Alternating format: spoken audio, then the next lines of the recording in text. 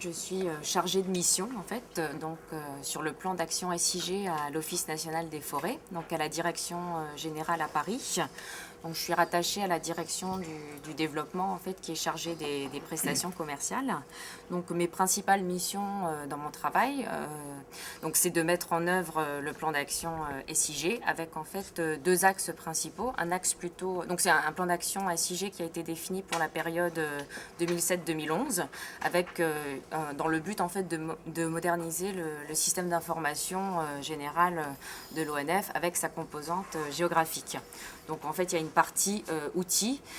L'idée c'était de déployer en fait un logiciel de visualisation de l'information géographique pour le forestier de terrain. Donc c'est-à-dire 3000 agents. En gros on équipe les maisons forestières pour que l'agent terrain puisse consulter la donnée géographique. En gros c'est les fonds IGN, enfin la carte en couleur scan 25 et puis les photos aériennes type BD Ortho avec je pense que tout le monde a à peu près connaît un petit peu le SIG dans vos formations, donc tous les vecteurs en fait du parcellaire forestier et puis des contours des parcelles, enfin des contours des forêts en elles-mêmes.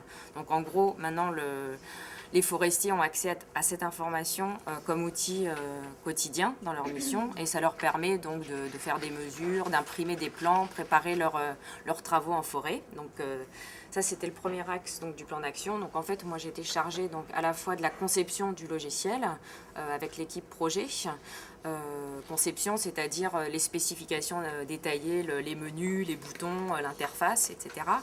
La partie déploiement du logiciel, c'est-à-dire accompagner au niveau du support. Donc ça c'est la partie un petit peu plus rébarbatif de mon travail, c'était la recette, c'est-à-dire tous les bugs, les débugages du logiciel. Donc ça, bon, ça fait partie de mes missions, mais c'est vraiment le côté qui me plaît peut-être le moins. Mais bon, j'ai quand même beaucoup appris, on trouve toujours quelque chose à apprendre, même quand c'est rébarbatif. Ça m'a permis de rentrer un peu dans le côté un peu système et puis informatique du logiciel, donc c'est toujours intéressant, monter en compétence à ce niveau-là. Et le deuxième axe donc, du plan d'action SIG, c'est une partie plus organisationnelle.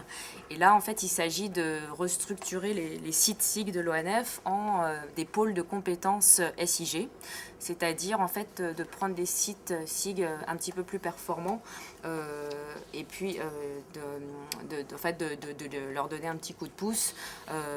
Alors, qu'est-ce qu'on entend par pôle de compétences? En fait, c'est d'associer une thématique, un thème particulier à un domaine de compétences SIG ou télédétection de pointe. Exemple, ça peut être la 3D et le paysage, ça peut être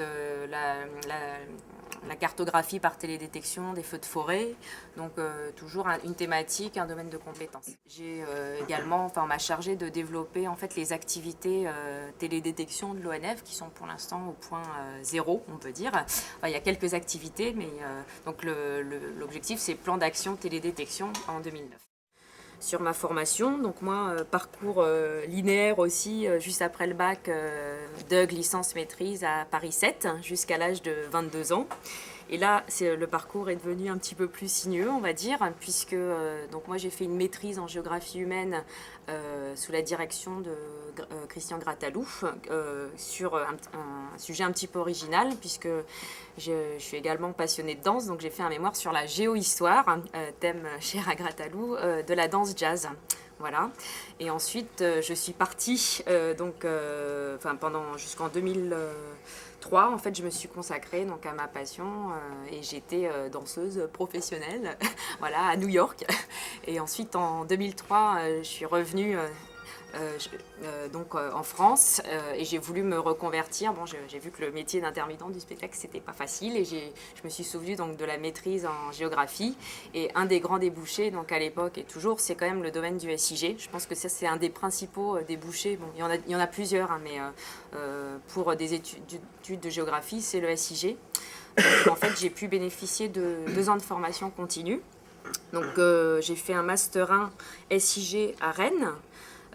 Qui m'a donné une grande culture générale en géomatique. Enfin, j'ai absorbé comme une éponge toutes les informations. Et ensuite, j'ai découvert que la maison mère, donc Paris 7, offrait en fait un master 2 en télédétection et géomatique appliquée à l'environnement, donc dirigée par Catherine Mering, et qui est en fait en cohabilité avec l'Institut de physique du Globe de Paris et puis l'école de l'hygiène, le NSG. Donc c'est un diplôme d'ingénieur, c'est une formation que je recommande très fortement d'ailleurs, qui m'a énormément apporté dans mon métier actuel. Donc j'ai donc été acceptée dans ce Master 2.